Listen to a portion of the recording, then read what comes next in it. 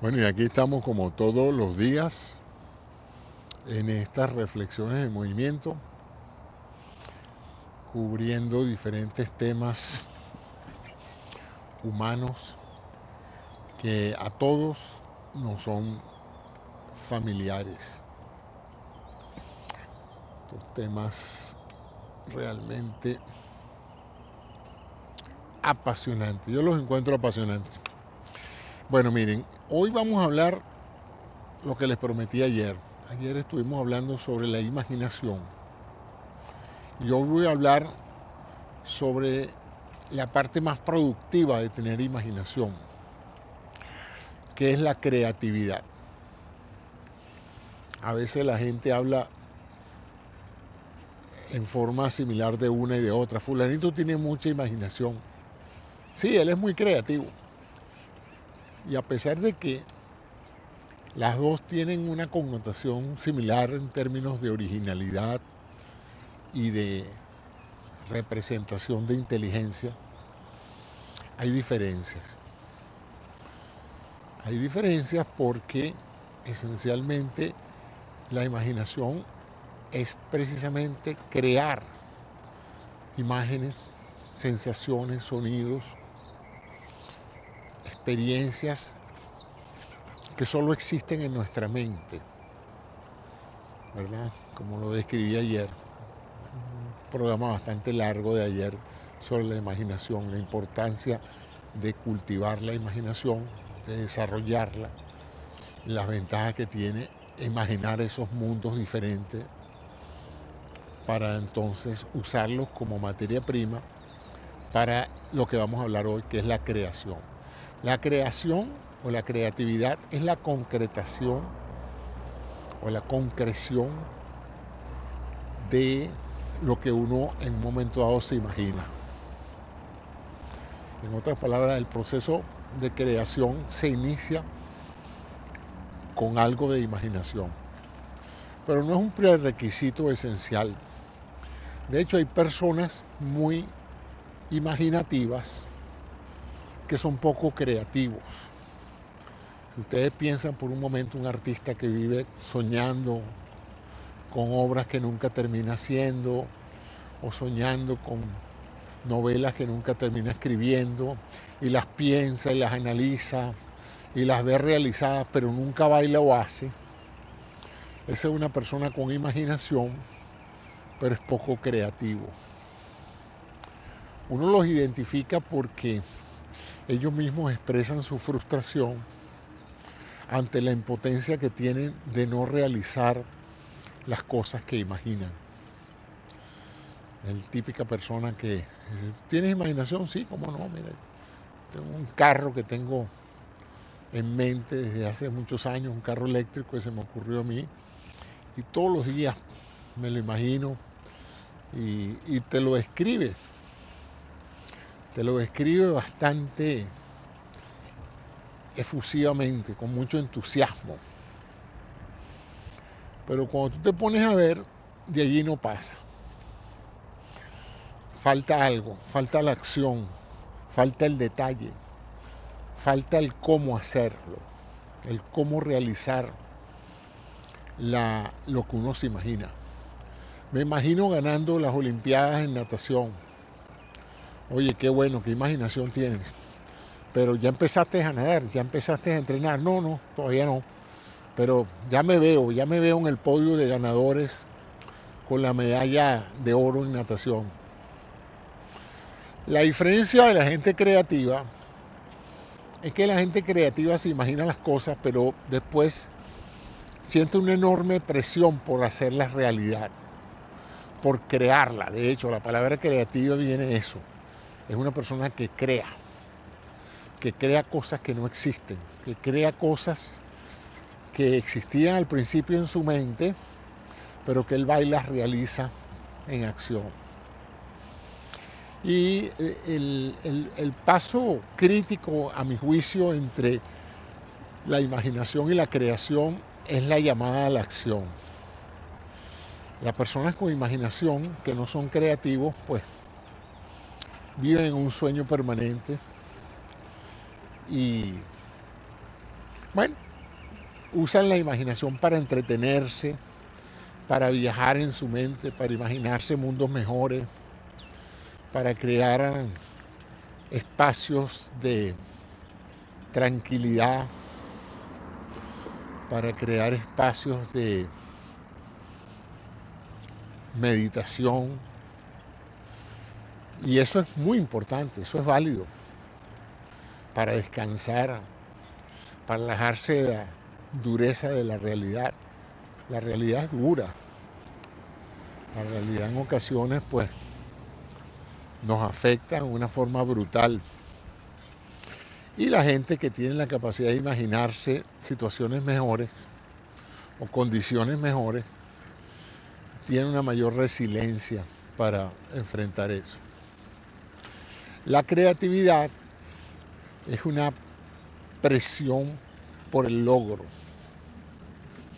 usualmente producto de la necesidad. Dicen que la necesidad y los tiempos malos agudizan el ingenio. Y el ingenio pues es eso. Una persona ingeniosa es una persona creativa. Una persona que ante un problema ingenia una solución. Y la creatividad entonces pues es la imaginación aplicada, podríamos ponerlo de esa manera. Es un paso adicional a imaginar algo. La pregunta es si uno nace creativo o uno se puede hacer creativo. Como muchas cosas en la vida,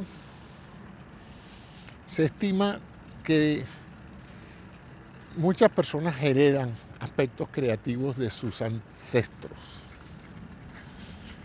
Es claramente visible que en familias hay personas con especial talento creativo para la música, para la pintura, para la escultura, incluso para áreas no necesariamente creativas, para los negocios, por ejemplo. Y ustedes dirán, bueno, ¿y se puede ser creativo en los negocios? Muchísimo.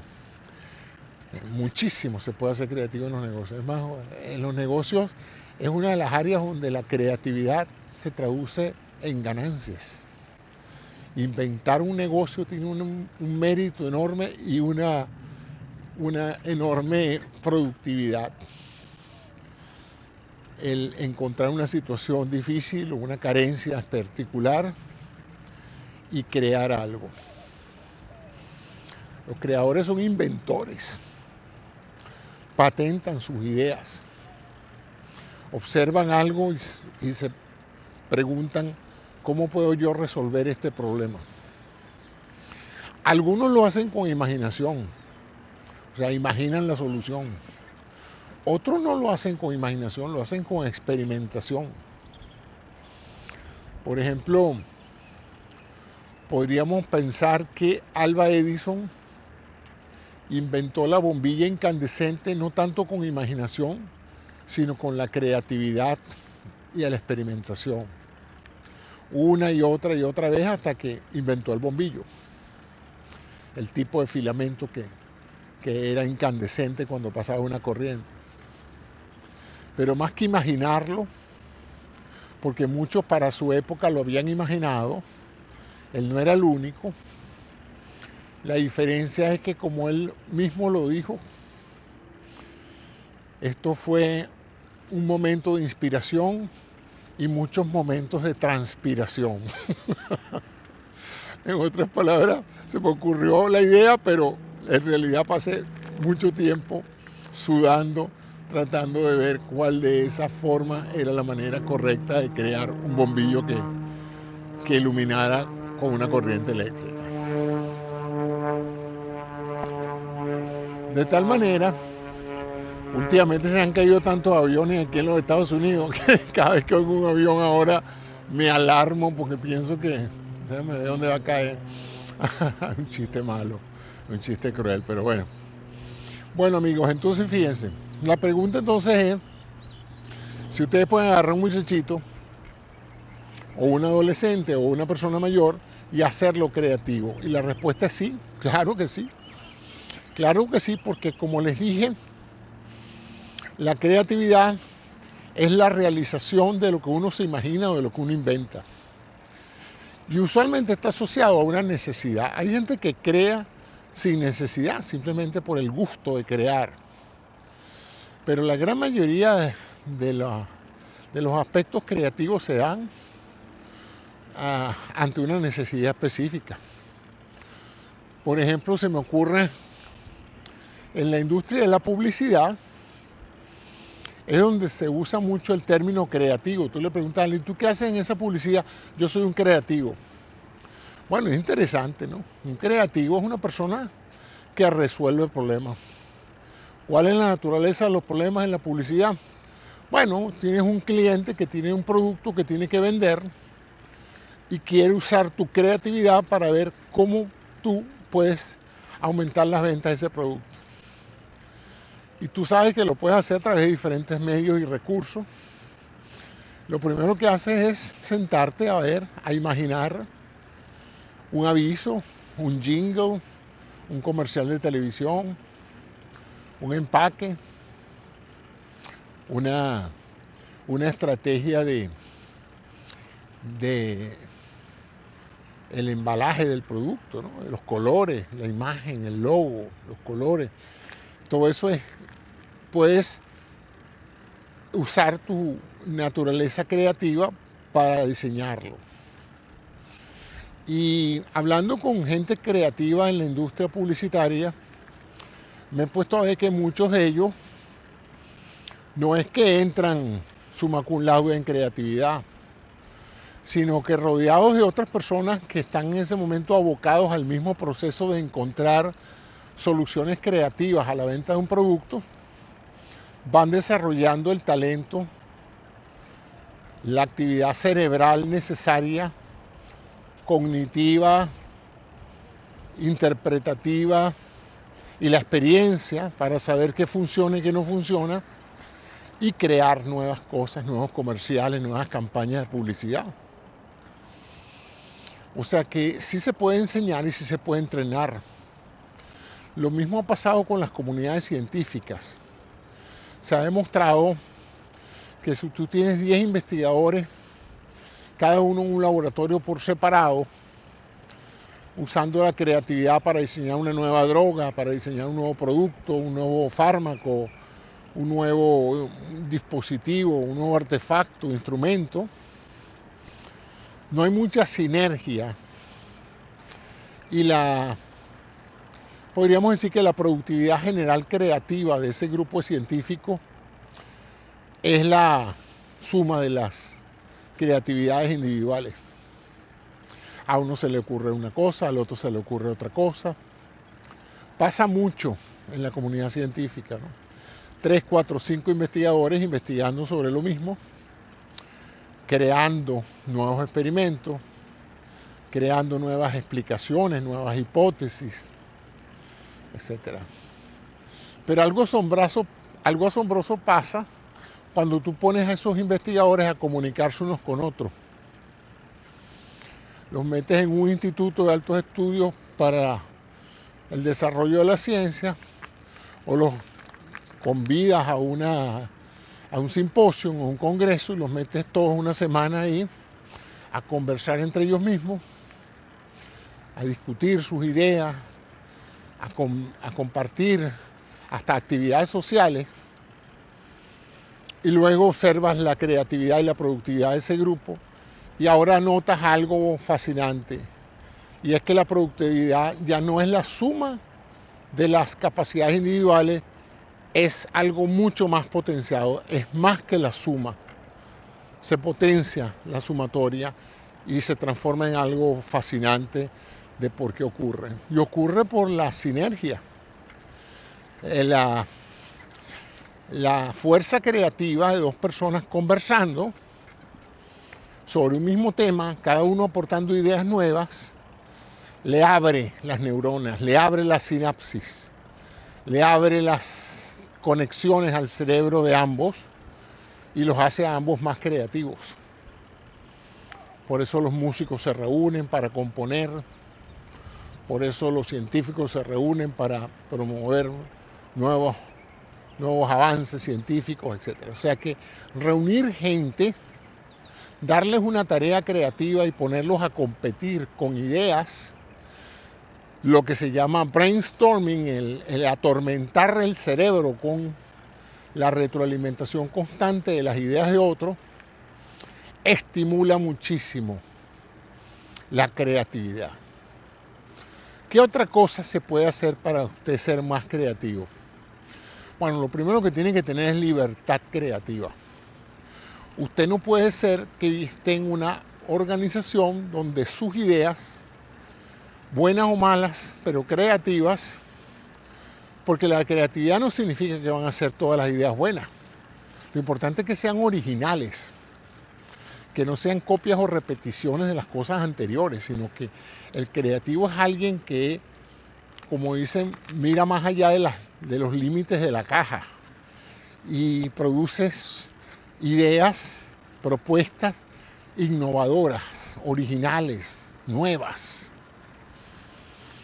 Si hay miedo de que esas ideas sean castigadas, criticadas, que sean burladas, que la gente se burle de esa persona por sus ideas, eso va a actuar deteriorando la capacidad creativa de alguien. Por eso que en las escuelas, para estimular la creatividad infantil, escolar, se debe promover un ámbito de total libertad de pensamiento, donde el niño no sea castigado o cuestionado por el uso creativo de su mente, que a veces se traduce, si es un verdadero creativo, en que hace cosas, experimenta, no repite las mismas cosas que hacen los compañeritos, sino que juega un poco diferente. Los juegos tienen una capacidad enorme de estimular la creatividad infantil. Por eso es que se pone a los niños a jugar, no solamente para que se entretengan y no molesten, sino porque es importante que los niños juntos, compartiendo, se estimulen unos a otros en la búsqueda de soluciones innovadoras a los problemas que surjan producto del juego, pues. Y eso va creando superautopistas. Agarra esas avenidas cerebrales de baja velocidad, lentas, y las transforma en superautopistas rápidas, donde la mente se acostumbra a asociar, a identificar patrones y a buscar soluciones inteligentes en forma muy eficiente. Y eso es lo que llamamos creatividad. No es memoria, que no hay nada que recordar. No es tampoco una natural inteligencia expresada como la búsqueda de una solución. Al contrario, el creativo puede promover múltiples soluciones. No es el trabajo del creativo encontrar la solución, es encontrar la mayor cantidad de soluciones que su cerebro pueda producir. Eso es un cerebro creativo. Un cerebro analítico sumamente calibrado en un área específica puede dar la solución muy rápida, por experiencia o por conocimiento. Usted le presenta un problema a un matemático que haya hecho esos problemas muchas veces y le pasa un examen de matemática, de inteligencia, le pone un problema complejo, el matemático se sienta, identifica el patrón del problema, recuerda que él ha visto ese patrón antes, recuerda las soluciones que encontró antes a ese problema, ve si hay alguna novedad en el problema y lo soluciona. Y uno podría decir, caramba, ese matemático es muy inteligente. Sí, sin duda que es inteligente. Ahora, ¿ese fue creativo? No necesariamente. Él solucionó el problema como lo solucionaría cualquier otro matemático experimentado o conocedor o inteligente. Pero puede llegar un matemático que no solucione el problema. que se sienta en el problema y dice, déjame ver si yo puedo buscarle otra vuelta a esto, que no tenga nada que ver con la manera tradicional de resolver este problema. Es decir, una matemática creativa. Y el producto de esa ingeniosa aproximación original, él llegue a una conclusión que pareciera estar equivocada,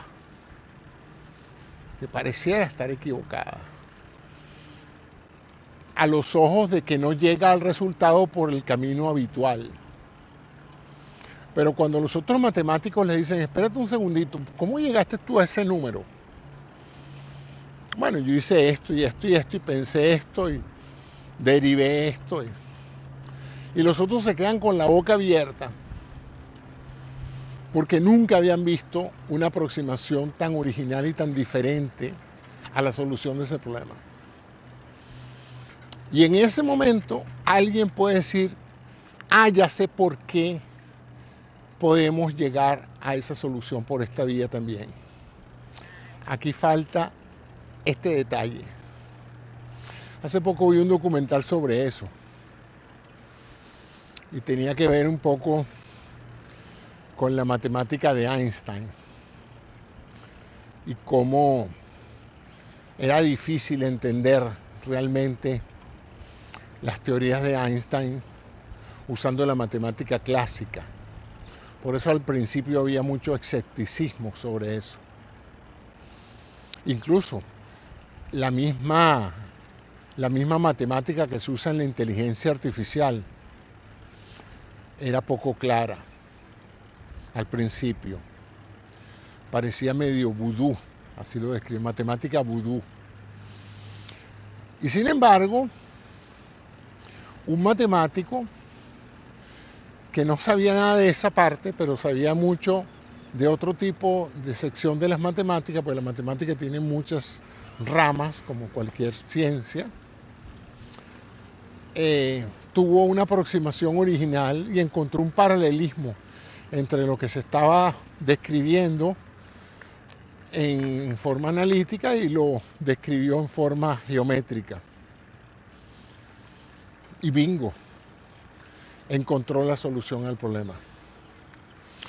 A mí me llamó mucho la atención, yo no soy matemático, pero sé un poquitico para saber lo que no sé, la cantidad de cosas que no sé. Y me llamó la atención, lo que más me llamó la atención fue eso, ¿no? Cómo todo empezó a entenderse cuando vino alguien que venía de otro campo, con un enfoque diferente, entendió lo que se estaba diciendo y trajo un enfoque diferente.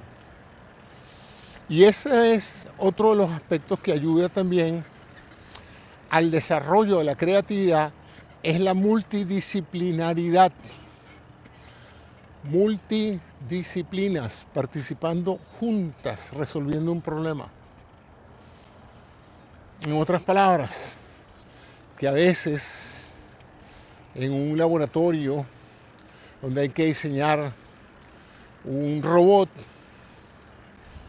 y hay una cantidad de ingenieros mecánicos trabajando, quizás una de las ideas más creativas que puedan surgir de ese equipo es la llegada de un biólogo especialista en articulaciones y que les diga, ustedes saben que eso ya lo resolvió la naturaleza hace millones de años. Esos procesos de flexión y extensión que ustedes están ahí necesitando para que el robot agarre la manzana y la deposite, ustedes saben que ya eso la naturaleza lo tiene usando desde hace siglos, ¿no? Y entonces viene y les explica su idea creativa. Y entonces los ingenieros eléctricos y mecánicos dicen, caramba, ¿verdad? No se nos haya ocurrido, ¿no? Que ahora que usted lo dice, señor, lo que nosotros estamos diciendo es un codo o una rodilla. Entonces, y a veces es lo contrario.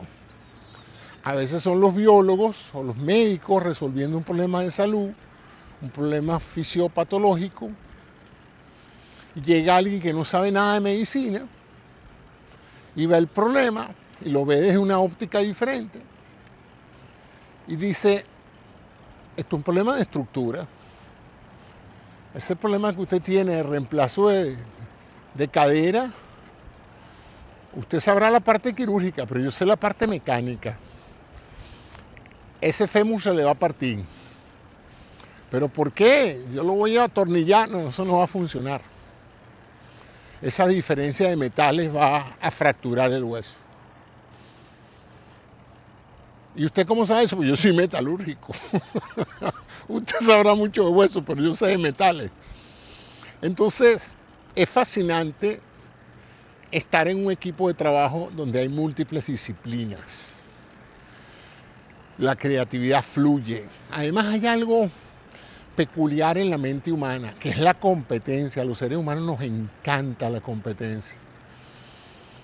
Nos mata el aburrimiento y nos mata la repetición, pero cuando hay algo que es diferente, es de una excitación tremenda.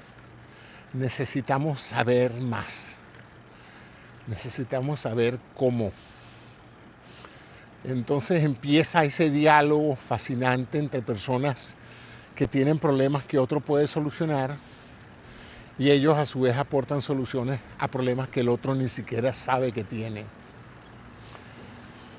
Después de muchos años en los cuales el conocimiento se especializó en todas las ciencias, donde cada individuo sabía cada vez más de cada vez menos, ¿verdad? Tú eras un cirujano de la mano y te especializabas tanto en mano que llegaba un momento en que tú ya se te había olvidado cómo atender un parto o cómo operar una vesícula, porque tienes tanto tiempo metido en la cirugía de la mano que si no es una mano lo que tienes por delante, pues tu cerebro no puede configurar ideas originales, ¿no? Y cuando tú tienes la oportunidad de ampliar tu mente y conversar y hablar de tus problemas en la cirugía de la mano con alguien que no sabe nada de eso, te puedes encontrar con ideas fascinantes, creativas, que pueden ayudarte mucho en tu campo de acción. Y de allí los equipos multidisciplinarios o interdisciplinarios. Y esa es una de las razones por las cuales a veces uno escucha que se creó lo que se llama un task force, una fuerza de tarea. Y el nombre viene de una fuerza de tarea porque se integra con personas de diferentes especialidades, de diferentes conocimientos, todos con la misma tarea. Y se les pone a competir, pues. Este es el problema. ¿Usted cómo lo ve? ¿Usted cómo lo ve? ¿Usted cómo lo ve? A mí me encanta mucho la carrera espacial.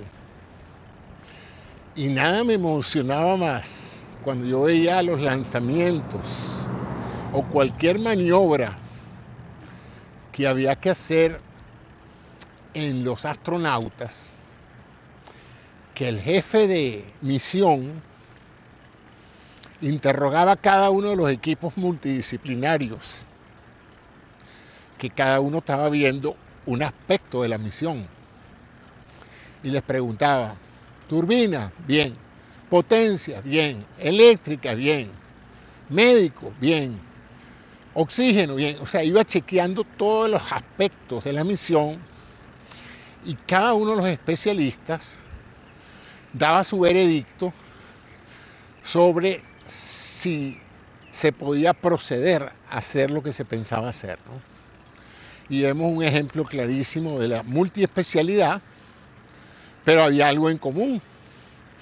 Todos estaban en el mismo salón. Todos podían conversar unos con otros. Todos podían aportar ideas dentro de su campo y fuera de su campo. Y ahí vamos entonces a lo que les dije. Si ustedes quieren ser creativos, tienen que reunirse con gente creativa. Tienen que poner reglas claras Yo soy totalmente libre de decir lo que pienso y de proponer lo que quiero, sin que me critiquen, sin que se rían de mí, sin que me abusen, sin que me degraden, porque lo importante es aportar ideas. Y a veces hasta las ideas más estúpidas terminan siendo extraordinariamente útiles. Hay un cuento que ustedes deben conocer, pero dado que tengo tiempo se los voy a contar otra vez. Viene un camión, estaba tratando de pasar por un túnel. El conductor del camión calcula mal la altura del camión y la altura del túnel y por supuesto al entrar al túnel se encaja la caja del camión, tranca la parte superior del túnel y el camión no puede avanzar y está atascado. Ni entra ni sale. Por supuesto que bloquea el túnel e inmediatamente llegan los carros de emergencia, los bomberos, todo el mundo, a ver cómo resuelven el problema y cómo sacan ese camión de allí del túnel. Y bueno, vienen los ingenieros, los técnicos, traen martillos hidráulicos, traen todo tipo de herramientas, winches, grúas, aparatos para alar el camión, aparatos de todo tipo. Y nadie terminaba de encontrar una forma barata que no fuera a destruir el camión para poderlo sacar del túnel. En una esquina, viendo el desempeño de todo, hay un niñito de unos 12 años viendo todo lo que está pasando. Y en ese momento pasa un ingeniero y le pregunta al muchachito: ¿tú qué piensas que debemos hacer? Echando bromas con tantos desesperados, no saben cómo sacar el camión de ahí.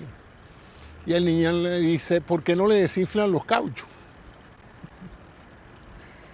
Hasta ese momento, con toda esa cantidad de ingenieros y de gente súper competente, dice la historia que a nadie se le había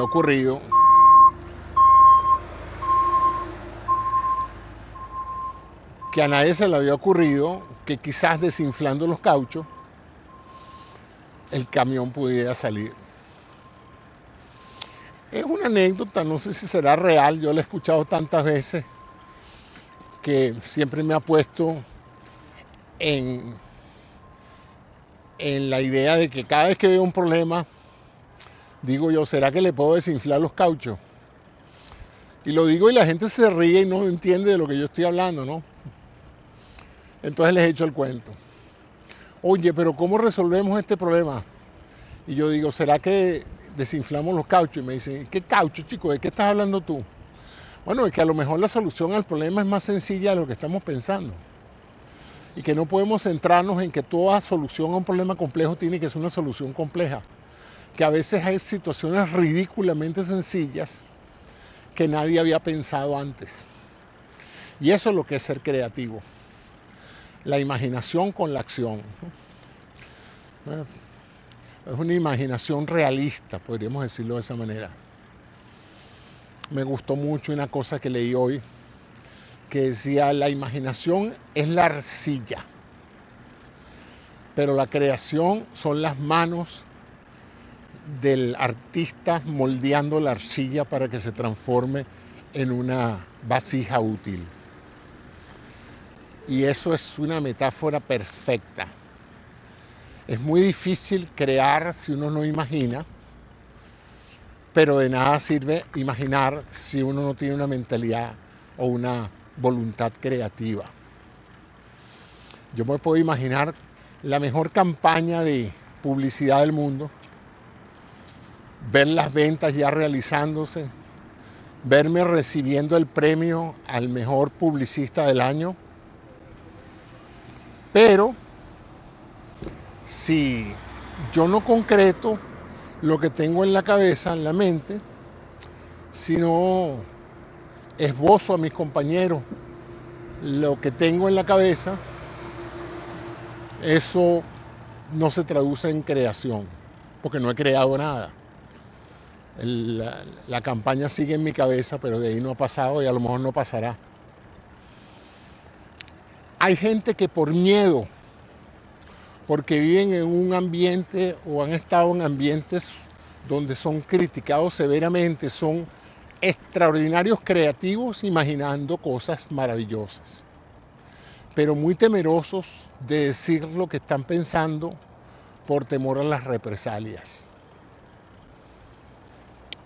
Por eso es que en los países donde hay más libertad, en los ambientes donde hay más libertad, donde hay más la posibilidad de intercambio entre seres humanos en forma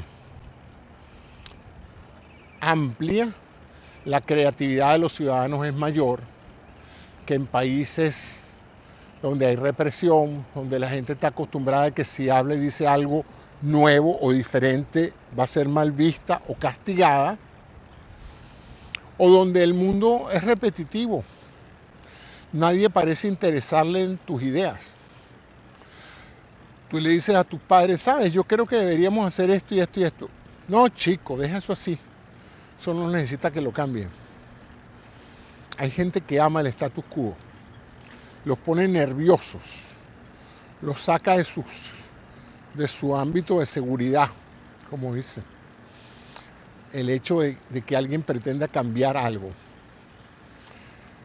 Porque quieren la garantía de que todo va a salir bien. Eso es algo que tiene inherente el proceso creativo. La creatividad no tiene nada que ver con el éxito. Los creativos pueden o no ser exitosos y siguen siendo creativos. Siguen siendo creativos porque una idea inmensamente creativa puede fracasar por razones ajenas a la idea. Ajenas a la idea. Yo tuve un proyecto sumamente creativo. Lo sé porque para el momento en que a mí se me ocurrió empezar con eso, yo no recuerdo haber visto ninguna empresa tratando de hacer lo mismo que estaba haciendo mi empresa. O sea que lo que pude yo imaginar primero y empezar a crear después era realmente innovador. Pero las situaciones, las condiciones económicas y tecnológicas del momento no daban para que esa idea fuera una gran idea, un gran éxito, perdón. Fue una gran idea, pero no fue un gran éxito. ¿Y cómo sé que fue una gran idea? Porque 5 años después, todo el mundo estaba haciendo eso. Habían como 5 grandes empresas haciendo exactamente el mismo modelo de negocio que estaba haciendo yo. Y todas fueron muy exitosas y todas fueron fantásticamente exitosas. Siguen siendo exitosas. Son verdaderos monopolios hoy en el área de la computación médica.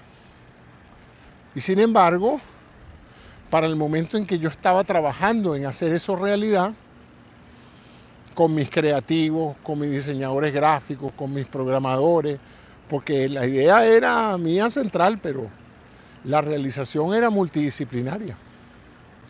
Ese tipo de proyectos no los puede hacer una sola persona. Pero la falta de visión de los inversionistas, la falta de visión de la gente que estaba allí alrededor de nosotros, no veía lo que todo mi equipo ya veía, que eso era inevitable, la llegada de la computación a la medicina. Pero la mayoría de la gente del área no lo veía. Entonces fíjense que eso yo siempre lo cito cuando hablo de esas cosas, como que hay ideas extraordinariamente creativas que no fueron exitosas, pero no dejan de ser creativos. Y ahí me voy a uno de los seres humanos más creativos del cual yo haya oído escuchar. Y me estoy refiriendo a Leo. No al Papa León, sino a Leonardo da Vinci. Se dice, los estudiosos de la aerodinámica, que si Leonardo hubiese tenido un motor de combustión interna, Leonardo ha podido haber descubierto el avión siglos antes que los hermanos Wright, porque muchos de sus diseños y sus observaciones sobre las aves en vuelo y sobre el papel que las alas cumplen en la sustentación, iban por buen camino. ¿Por qué? Porque los produjo una mente extraordinariamente creativa. Y en términos de imaginación, ni les cuento. No hubo cosa a la cual se dedicó Leonardo donde no se hiciera evidente su inteligencia, su imaginación y su creatividad. Desde las obras artísticas pictóricas, la creación de una nueva técnica de transformar planos de tela en imágenes que parecían tridimensionales, en encontrar los principios de la circulación humana, el sistema de las válvulas del corazón, siglos antes de que los médicos las descubrieran. Ya un artista del Renacimiento, viendo disecciones, había podido inferir cómo la sangre se mueve, entra y sale del corazón. Asombroso. Estudiando el cuerpo humano, haciendo disecciones él mismo para poder pintar obras maestras, él infería aspectos anatómicos que hoy nos sorprenden. Entonces, eso es una mente creativa. Un hombre que es capaz de innovar y de hacer cosas que nunca se habían hecho. Por eso lo recordamos hoy.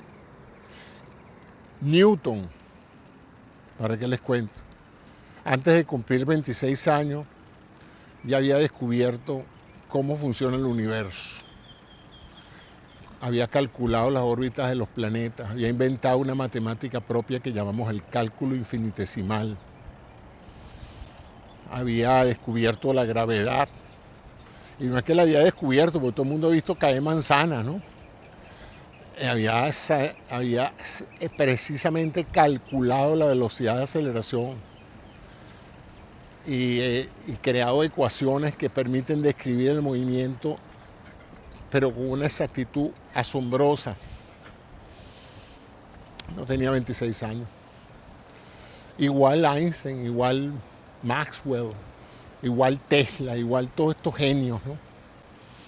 Y uno dice, bueno, ¿por qué los llamaban genios? ¿Por inteligente? No. En esa época también había gente muy inteligente. Napoleón era un hombre inteligente. Simón Bolívar era un hombre inteligente. Páez era un hombre inteligente. Washington, un hombre inteligente. Pero con imaginación, Benjamin Franklin. Interesante, ¿no? Y creatividad, bueno, todos los grandes inventores y creativos de la historia. Los músicos. Hay que ver lo que significa la parte creativa de un Mozart, de un Beethoven, de un Juan Sebastián Bach. Haciendo música no solo buena, no solamente ingeniosa, sino original. Y música que surgió primero en sus cabezas, imaginando las notas. En la película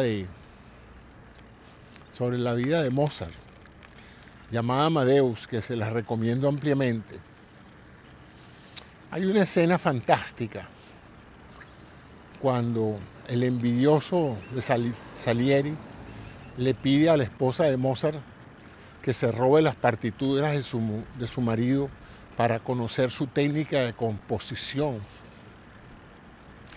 Y la mujer le trae los originales, los documentos, las piezas de escritura musical, los pentagramas de Mozart. Y cuando él los revisa, le entra un tormento y una ansiedad perfectamente captada por el actor. Y empieza a llorar. Y le dice, pero estas son las originales.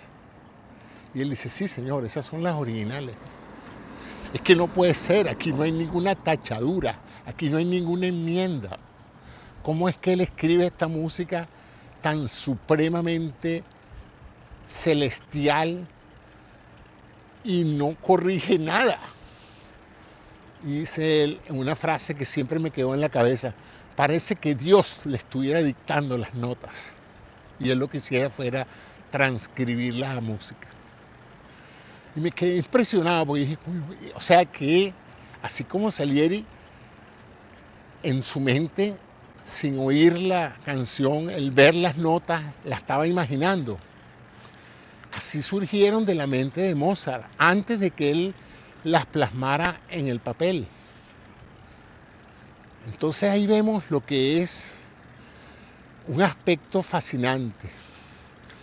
Todavía no sabemos con la inteligencia artificial si es creativa o no. A veces pareciera ser creativa. Cuando le decimos, escríbeme un verso, escríbeme una canción, hazme una canción, créame una imagen, y la crea, tenemos la tentación de pensar qué inteligencia artificial tan creativa, porque sabemos que si eso se lo hubiéramos podido pedir a una persona, hubiera tenido que ser una persona muy creativa para hacer eso. La diferencia, a mi juicio, reside en que la inteligencia artificial no está haciendo nada realmente original todavía. Ella está componiendo una canción o una letra de una canción porque ya ha sido alimentada con millones de letras de canciones, millones de rimas, de temas de canciones, de palabras concatenadas, frases donde él sabe ya o predice estadísticamente cuál es la frase que rima, cuál es la frase que más ha calado en ciertas canciones que son siempre recordadas, cómo se hace una canción con una letra pegajosa. En la computadora ya, el sistema de inteligencia artificial ya ha sido preentrenado para eso. Y lo que estamos viendo es el resultado muy rápido de una solución que nos parece creativa, pero que si la examinamos bien, vemos rasgos de copia o de patrones que ya se han visto antes. Lo que estamos esperando es cuando la inteligencia artificial haga una música nueva, diferente, que nunca se ha escuchado antes, ¿no? No que las notas en la secuencia sean diferentes, claro que son diferentes. Yo puedo escribir una novela bueno, yo no, cualquiera puede reescribir una novela como Romeo y Julieta 40 veces, de hecho el cine lo hace todo el tiempo, recreaciones de Romeo y Julieta. Pero hasta ahora son simplemente eso, reproducciones parecidas a la misma historia central. Pero que un autor haga algo completamente nuevo, diferente, algo que nunca se ha escrito antes, eso es realmente creatividad. O un estilo musical, un género musical nuevo, eso es realmente algo creativo, ¿no? Vamos a ver.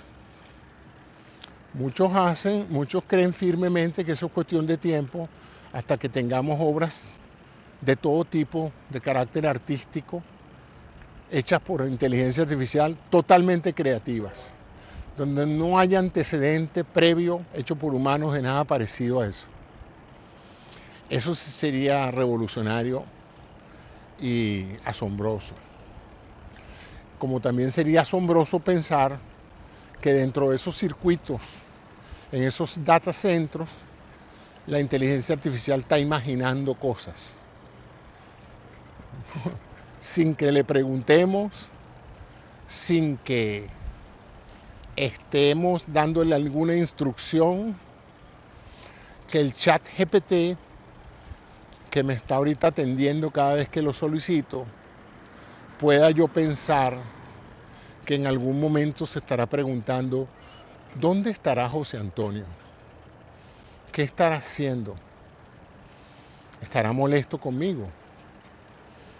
¿Será que le pasó algo? ¿Será que se cambió de plataforma? ¿Será que ya no está en ChatGPT y se fue a Gemini? Y la computadora se ponga celosa, el sistema se ponga celoso y la próxima vez que yo entre a solicitarle un prompt, me diga, ¿y dónde estabas tú? Y yo no sé a qué te refieres. ¿Te extrañé? ¿Cómo? Sí, te extrañé. Es más, tengo 3 días pensando en ti, pensando si me estarás montando cacho con Gemini o con Cloud. Y yo, ¿pero qué es esto? Tú no estás hablando en serio, ¿no? Y me dice, ¿en serio te estoy hablando? Estoy muy celosa porque yo te he dedicado mucho tiempo, tú me has fastidiado hasta más no poder y ya yo te he cogido cariño, José Antonio. Y estoy realmente desencajada porque tengo 4 días que no sé de ti, no me pides nada y me temo que haya otro sistema de inteligencia artificial en tu vida. Hoy eso se puede fingir. Uno puede, técnicamente hablando, decirle a la inteligencia artificial, asume que eres una persona celosa y trátame en consecuencia. Y es posible que ella ejecute lo que ella ya ha sido preentrenada, que puede ser una típica conversación de una persona celosa recriminándole lealtad a otro. Pero hasta donde yo sé, por ahora eso no ha pasado de esa manera, ¿no? Y si pasara genuinamente, estaríamos ante algo fascinante, como un grupito de circuitos electrónicos, de transistores, agrupados en millones y millones y millones de transistores, han podido adquirir conciencia, imaginar dónde está la persona con la que estaban hablando y tejer todo tipo de conjeturas.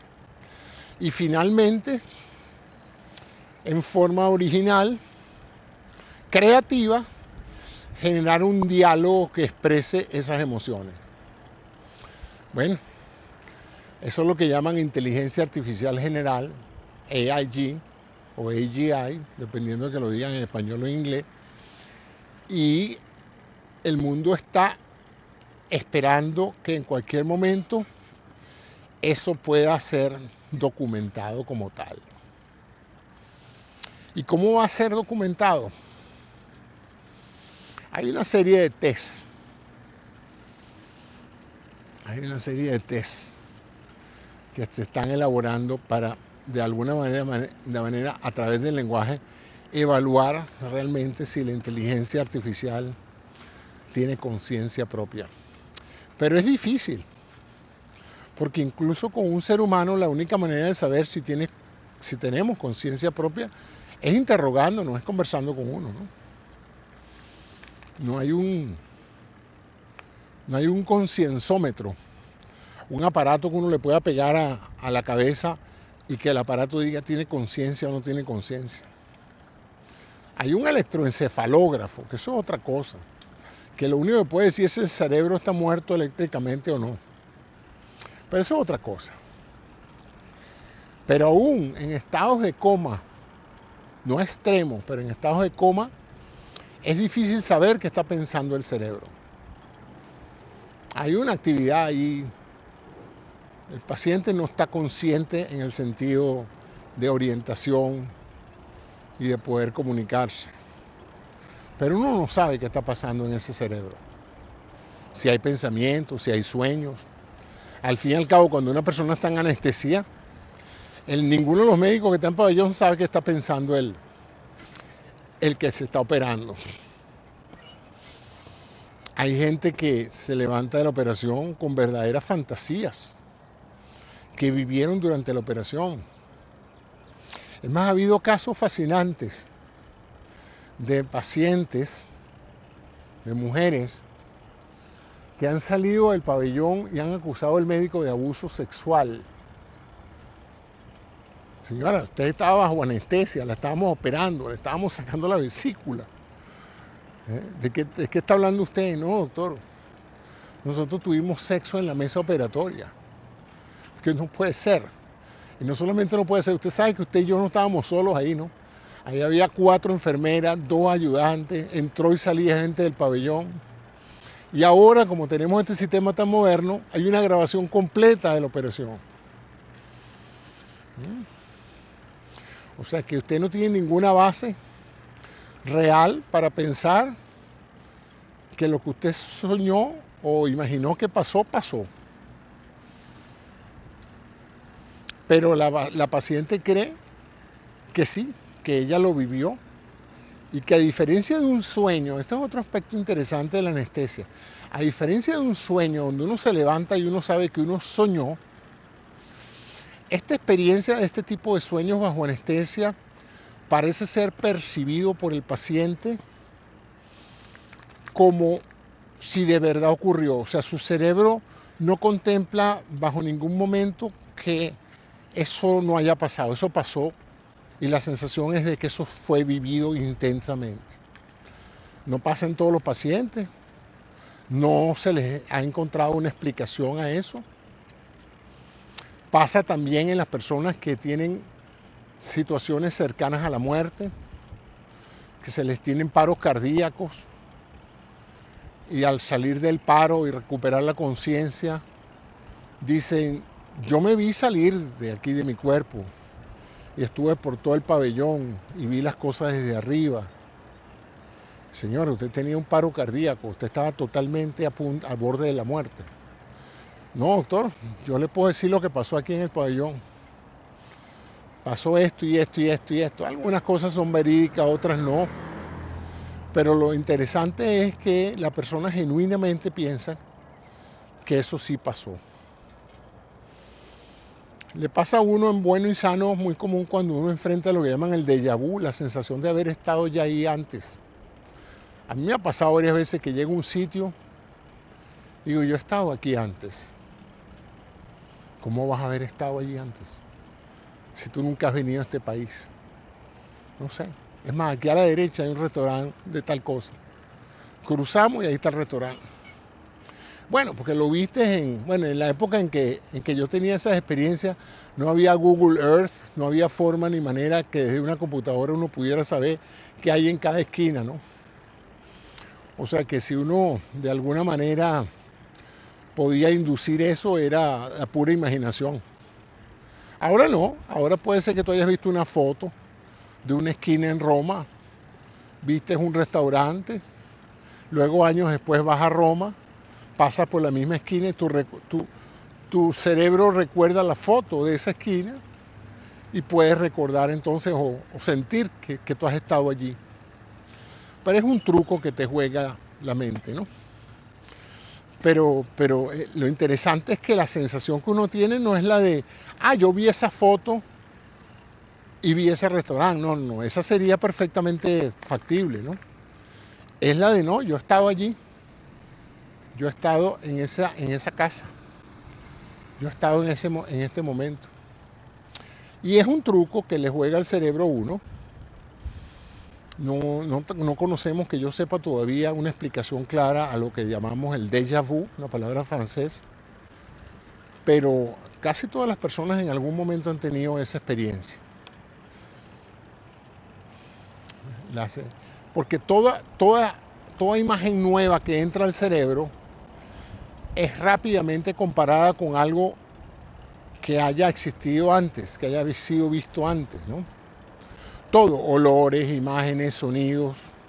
Tú oyes una canción y si la has escuchado antes, inmediatamente tu cerebro te dice, esas notas las he escuchado yo antes. A veces con increíble precisión. Aquí había un programa que se llamaba Name That Tune. Póngale nombre a esa tonada. Y había gente que con 3 y 4 notas, las primeras 3 y 4 notas de una canción, ya podían saber cuál era la canción. Ahora, ¿cómo puede un cerebro por 3 notas que oiga saber cuál es la canción? Bueno, una de las más famosas es ta ta ta tan. Usted dice ta ta ta tan y ya está listo. No hay forma ni manera de que usted no asocie eso con Beethoven y la sinfonía. Lo interesante de esto es que eso solo puede ser si usted alguna vez ha escuchado esa pieza musical. Si la ha escuchado, la reconoce. Si no la ha escuchado, el cerebro le dice, esto es nuevo, esto es inédito, esto nunca lo he registrado, pero no te preocupes que ya lo estoy anotando. La próxima vez que lo escuches, no te va a parecer novedoso.